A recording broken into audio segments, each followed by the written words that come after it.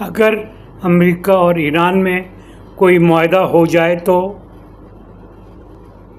World order میں کیا تبدیلیاں آئیں گی؟ اچانک ایران سے تبدیلیاں ختم ہو جائیں تو دنیا میں کیا ہوگا؟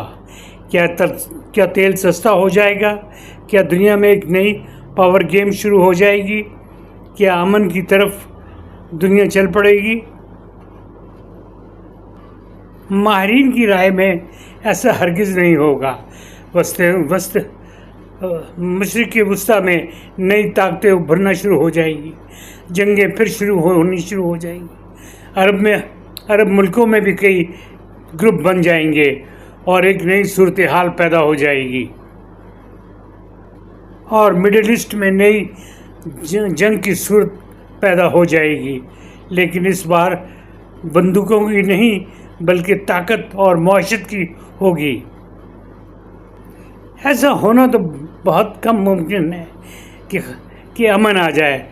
پہلے بندوقوں کی جنگ ہوتی تھی، راکٹوں کی جنگ ہوتی تھی، میزائل کی جنگ ہوتی تھی، فائٹر جہازوں کی جنگ ہوتی تھی، اب پاور جنگ ہوگی، آئل کی جنگ ہوگی، جس کے پاس زیادہ قوت ہوگی فائنینس کی، اس کی جنگ ہوگی جو باقی حلقوں پر اپنا قابو پا سکے گی، اور یہ آپس میں گروپ لڑنا شروع ہو جائیں گے معاشی طاقت کے لیے۔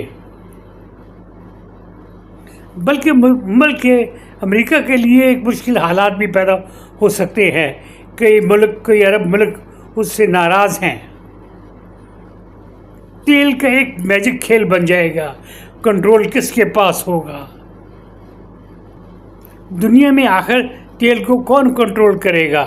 کیا واقعی سب کچھ مارکیٹ پر ہوگا، یا کچھ طاقتیں ایسی ہوں گی جو اس ریٹ کو، اس قوت کو چلا رہی ہوں گی؟ مڈل ایسٹ میں بھی اس وقت زبردست دھڑا بندیاں ہو رہی ہیں۔